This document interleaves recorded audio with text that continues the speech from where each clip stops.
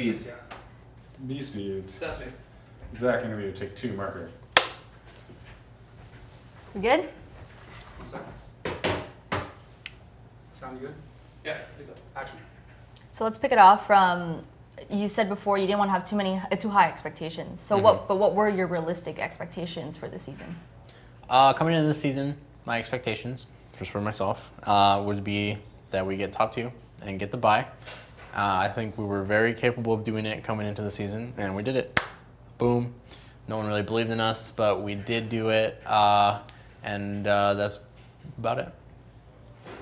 Oh, sorry. And then the ultimate expectation is definitely go to Worlds and do better than NA did last year. Okay, and you mentioned the two roster changes you guys had, Huhi taking over mid and then Stixay coming in for AD. When you knew that they were on the team, what did you think about their addition to the team? What can they add, and what did you know that they had to work on since they are rookies? That's a big ass question. I'm sorry, you can tell me the story. You know, like you found out Huhi, Stixay are joining the team. What did you like? How did you gear yourself up? Like, what did you think about that? All right. So, with the addition of Huhi and Stixay coming into CLG, going into the season with the new roster, I guess I'll start one at a time. We'll go with Stixay. So Stixay first, fresh blood, AD carry, high mechanical skill. He did really well when Peter broke his pinky last season. We had Stixay come in to be ready to play for him. And that was essentially his first tryout that we saw that he was pretty good, pretty damn good. And I was like, hey, this guy probably can make a team or something like that. So in the back of our mind, he didn't actually get to play when he tried out. But in the back of my mind, I was like, okay, so that's pretty good. I'll remember that from that experience. And then when we actually made a roster change and him coming in, I was like, told George, ask this guy to come try out, fly over from Arizona, is where he lives, come over.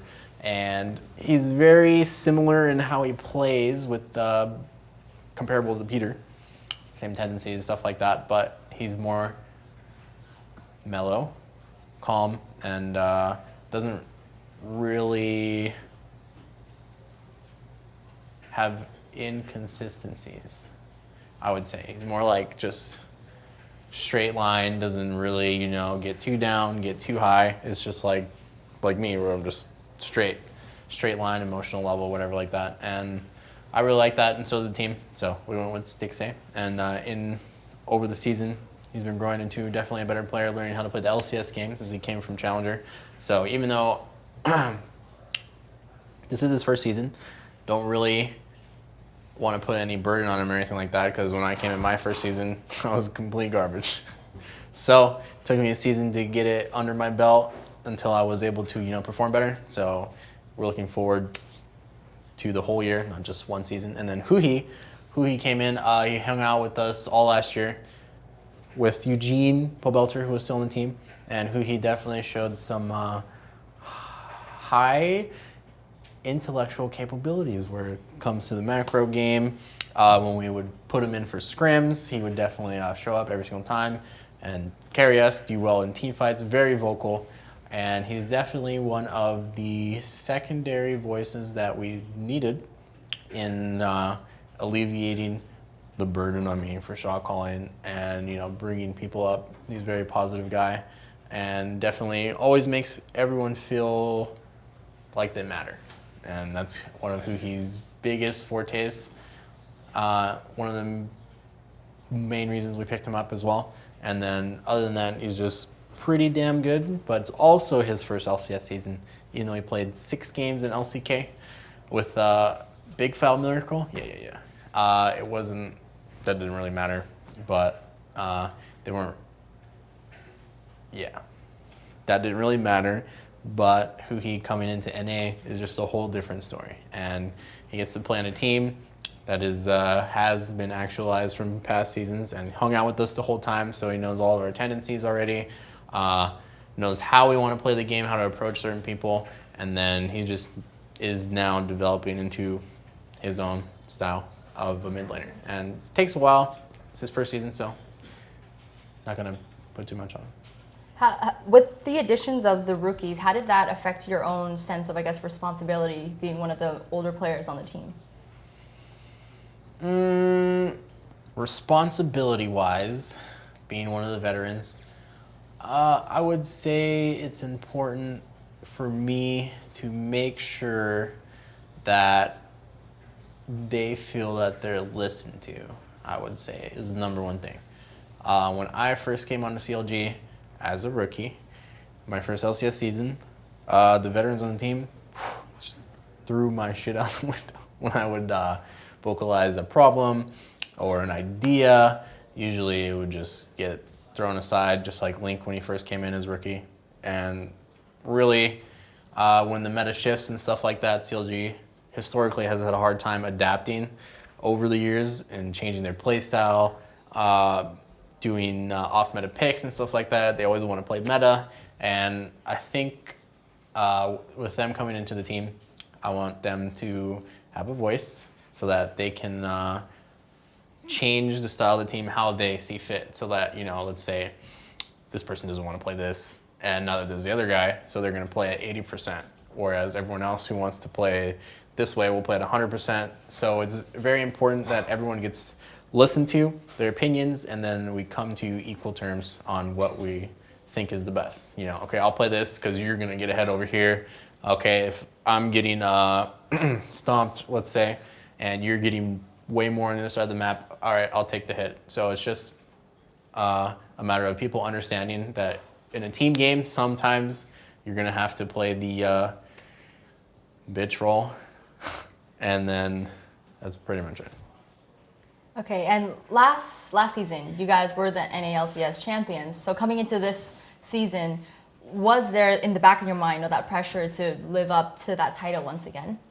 Coming into this season, even though we are the previous NALCS champions in summer, oh wow, I just said that. You can say that again. Okay, yeah. But coming into the season, I don't think it was really pressure on us to do it again, since we wanted to start fresh, and we got rid of our old guard as well as Poe Belter, who just came in, and he's been around the scene for a long time, and we didn't really want to come into the next season, same roster, and try and do the same play style again, even though it's pretty good how we played.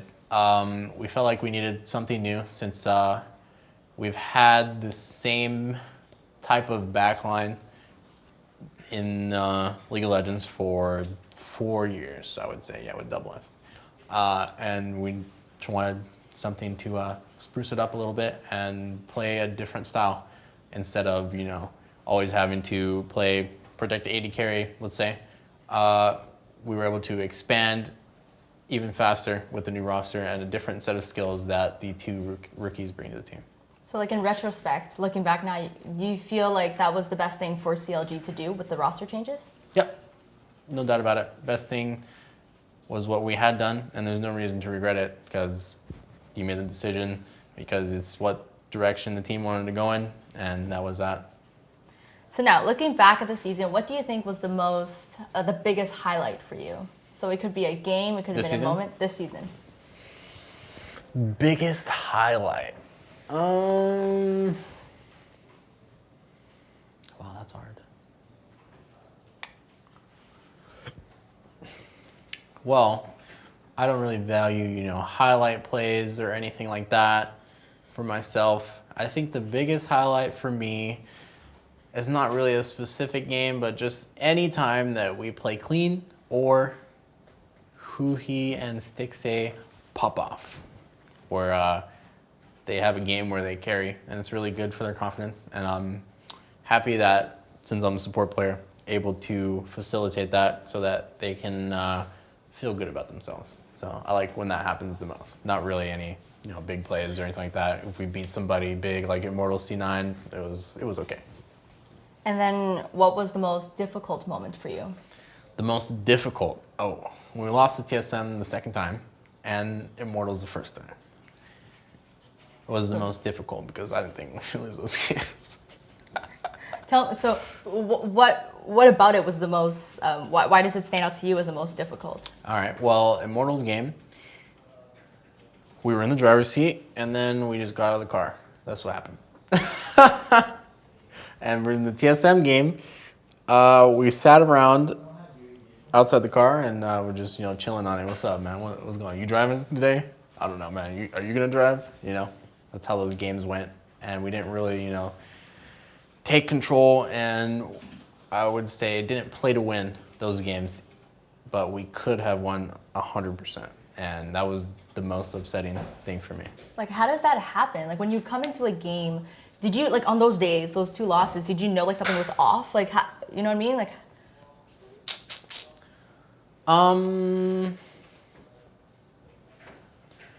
I would say it's just falter. Whoops, let me rephrase that. Coming into those games, I would just say it's a falter in communication, whether it be early game plan that we have, mid game plan, late game plan, or discipline, and those problems are going to arise for any team. And it's just about consistently capitalizing on reinforcing the basics. And really, beginning of the season, when we played those teams, we didn't really focus on that stuff. We were really about just making sure we get to the right spot, not that, you have to wait for the enemy team to make a mistake and then you go. We just tried to force it down for the Immortals game. And then the TSM game, we played 2 forward versus Immortals the first time. And then second game for TSM, we were playing a little bit 2 back and, waiting for them to make a mistake when we had all the control, could have been proactive instead. So it's just about finding the right groove and everyone being on the same page, I would say. with this team and this roster, do you guys have issues with tilting? Like, how do you guys handle moments like that, or do you guys not do it at all? It can happen to anybody, but it's just mental fortitude, mentality, how your team environment is going. If you know that your teammates are going to back you up and stuff like that, no matter what anyone says, you make a misplay and you don't feel like your team is going to, just rag on you all the time for certain things, then your mentality will build up fortitude in that sense. And for us, we don't really tilt in games, especially LCS games. Practice, maybe, since we're trying to incorporate different styles from other regions, we do it wrong, somebody gets mad, and it's necessary for us to vent that frustration out during scrims and not on LCS. But when we're on LCS, everyone's just Terminator mode, and we don't really tilt. We can always come back from a game no matter what. And then if we're in the driver's seat, we hardly ever throw it away too. There's this line that I've heard that was associated with CLG, I think last season or maybe past years. It's, they're winning games until they're not. Oh, that was last year. That was last year, was last right? year, Do you yeah. feel like that was that true then, and has that changed now? It was true back then, I would say. And then we had Chris come in last year, and he definitely didn't put up with anyone's shit. I'll say that, and made sure people heard what they needed to hear. Stop being a little bee, just do it. And that definitely helped us, as well as Weldon came in last year, psychologist, who's now TSM psychologist. He definitely helped us do that as well. And so in taking those tools over to this year, Tony, Smithy, Darshan, myself have all brought that on to all the new staff and 2 rookies that came in as well. Very cool. So now if you were to look at your own personal performance this season, how would you evaluate? How do you think you played personally? This season, I played okay. I'm not really going to say I played great or played bad, since I don't really care about that. My favorite part would just be the process in which you build up to become a great team, and then you prove it once you get to playoffs. And that's bottom line what I really play for. And every game I play is to set up my team so that we play to win. And I don't really like sitting back or anything like that. If I die for my team and they get something, I'll always take that trade no matter what. And I just want us to succeed as a whole, not so much myself. So I don't really care, if I have to die for you guys, it's cool. So like with your expectations, like you still meet it, right? Like, because you say your goal is to help the team, and do you feel like you've done that? It's a lot easier. So I would compare this to, I don't really know the quote or whatever, but I'll try to explain it. When you have a leader who's just sitting in the back during a war and telling the troops what to do, they won't give as much effort. You know, they're just like, this guy's an idiot. But for me, it's more important to be on the front line and be like, all right, guys, we got this. You know, we can do this. I'm here. You know, let's go. And they're more inclined to follow through and believe in your call if you are doing the nitty gritty with them. Makes sense. Yep. And I'll jump in front of the grenade first. Okay, now we have to address the meme that has surrounded CLG this season. This season. This season. Which one's that? You can't think of it? You don't know what I'm talking about? No. Split pushing team. Oh, okay. So can you tell us a story of what is this perception that people have of the team, and whether you agree with it, or what is it actually on your end, like from your viewpoint? Split pushing. How you guys are just a split pushing team. Oh, Jesus. Okay. Well, the split pushing meme. I mean, You start that again, that answer. Sorry. Sure. Yeah. Just that was loud. It's the oven, yeah. The oven. I mean, it's clear he's making dinner now. Like he's preparing food. Okay, we gotta roll regardless. It is what it is. Let's, If you're we'll fine, put music just- on. I do hear it is what it is. We're gonna hear stuff Yeah. in the background, so we just gotta keep rolling. It's okay. Can I hear the pirate in the headphones? Is there a difference from me? Oh, what it sounds like? Yeah. I mean, it's only one. You don't need to cook. We're getting Chipotle for everyone. Chipotle. Do you guys like Chipotle? It's okay. For eSports, you love Chipotle. Don't alright. really lie. It's all right. The moment I saw you guys was like, Chipotle? Like, you guys jumped at the word of it. Well, not me.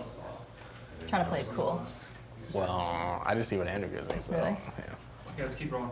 We good? All right. We have no choice. So yes. So you remember the question? Hey, Aaron, can you tell us how long you've been on? We have one more after this. 17 minutes. One more after this, and then for this Oh, one more section. right. For this section. For this section. Yeah. Yeah. All right. Split pushing meme. Well, I don't think it's a meme. Well, people make it a meme, or whatever. It is what it is. But looking at the game, just on what you see is Darshan getting all the objectives, by himself. Nobody can stop this guy.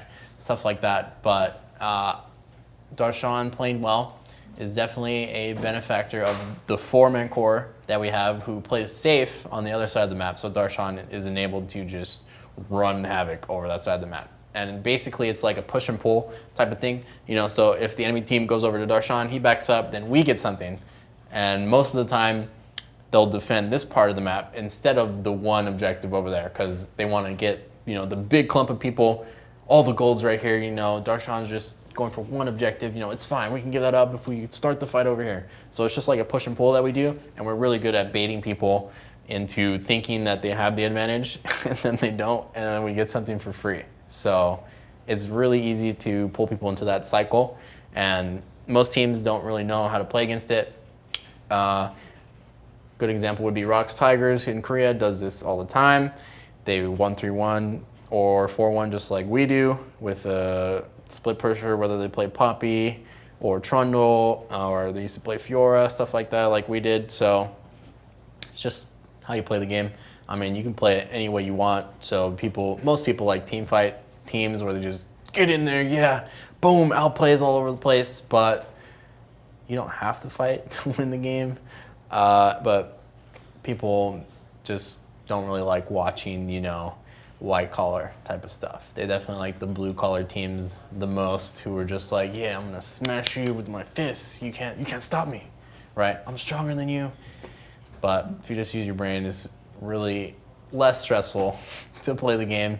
If you consistently team fight, then it's like, oh God, if I mess this up right here, we're gonna lose. But you can just be like, we can walk this way, and they're gonna mess up. I'm gonna get this right here, you get that. Oh, this is great. So, yeah. You guys are gonna sneak your way to the top with that. So like Sneak underrated. our way. So underrated. Because you guys aren't flashy. It's cool. Like it's cool, Yeah. but it makes sense. So now the last question is, if you were to do something differently this season, and you can go back and do something differently, what would it be? So it could be as specific as that one game, I wish I didn't play that champion. Or it could be as like, I wish I played more hours. I don't know. So it's anything. Has to be league related. Or not, maybe. Like, try me. What are you thinking? What's the first thing that came to mind? Well, I don't really regret anything, to be fair. But if I had to choose doing something differently,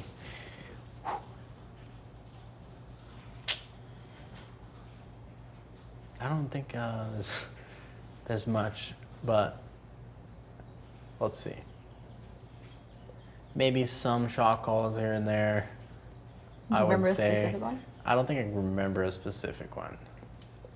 It's a dime a dozen for shot calls. Well, there was no like, was it you guys didn't die 4 under a tower to win? So like, not this season at least. Maybe reading more books. There you go. Really? Why? Yeah. Well, when Monty first came on the team, he gave us Art of War to read. That was really good. And ever since then, haven't really read any books about war or coaching, leadership, stuff like that. So I would probably do that. There you go. Okay. So that's a cut for I'm the, right here, this is the first part of the question. yeah,